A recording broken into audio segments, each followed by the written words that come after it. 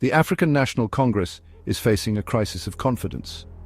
A recent poll by the Social Research Foundation shows their support has plummeted to a new low of 32%. This is a significant drop from the 45% they enjoyed just a few months ago in September 2024. It's a far cry from the days when the ANC could count on the unwavering support of the majority. The party that once seemed invincible is now looking increasingly vulnerable. This decline in support is a clear sign that South Africans are losing patience with the ANC. For years, the party has been dogged by allegations of corruption and mismanagement. Basic services like electricity and water are unreliable. The economy is struggling and unemployment remains high. Many South Africans feel that the ANC has lost its way. The ANC's decline is not just a matter of numbers, it represents a fundamental shift in the political landscape of South Africa. The party that led the country to freedom from apartheid is now seen by many as out of touch and more interested in self-enrichment than in serving the people. The dream of a rainbow nation seems further away than ever.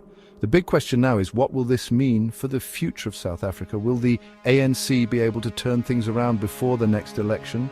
Or are we witnessing the beginning of the end of their dominance? While the ANC's decline is alarming for the party, the real wildcard in all of this is the large number of undecided voters. A whopping 15% of likely voters are still on the fence, unsure of who to support. This sizable chunk of the electorate could swing the election in any direction. Think of it like this. The undecided voters are like the audience at a comedy show. They're not sure if they should laugh at the comedian's jokes yet. They're waiting to see if the material is actually funny. The ANC is on stage right now, sweating under the spotlight, hoping they can win over the crowd. But here's the thing about undecided voters. They're not just blank slates. They have their reasons for being undecided. Some may be disillusioned with the ANC, but not yet convinced by the alternatives. Others may be waiting to see what policies the different parties put forward before making up their minds. So the ANC can't just assume that these undecided voters will eventually come back to them. They need to work hard to earn their support. They need to convince the audience that they're still relevant, that they still have something to offer. Otherwise, they risk becoming yesterday's news.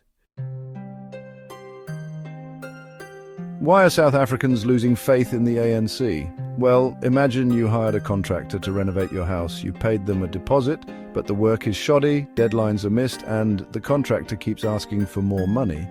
You'd probably be pretty upset, right? That's how many South Africans feel about the ANC. The party promised a better life for all after the end of apartheid. But for many, those promises have gone unfulfilled. The ANC's pursuit of populist policies like expropriation without compensation and national health insurance has also alienated some voters who see these policies as unrealistic and potentially damaging to the economy. Then there's the issue of service delivery. Basic services like electricity and water are often unreliable. Potholes go unfilled, garbage piles up in the streets. It's not just an inconvenience, it's a daily reminder that the government is failing to meet the basic needs of its citizens. And let's not forget about the corruption. Scandals have plagued the ANC for years, eroding public trust and creating the perception that the party is more interested in self-enrichment than in serving the people. The ANC's woes could spell opportunity for opposition parties. The Democratic Alliance, South Africa's official opposition party, has maintained steady support at 25%. They've positioned themselves as a party of good governance and service delivery, a stark contrast to the ANC's recent track record. But the real excitement is around the rise of newer parties like the MK Party, currently polling at 12%. They've tapped into the frustration of voters who feel let down by both the ANC and the DA, offering a fresh perspective and a break from the old guard. The large number of undecided voters suggests that South Africans are open to new political alternatives. They're looking for leaders who are competent, trustworthy, and committed to building a better future for all South Africans. This is a critical moment in South Africa's young democracy.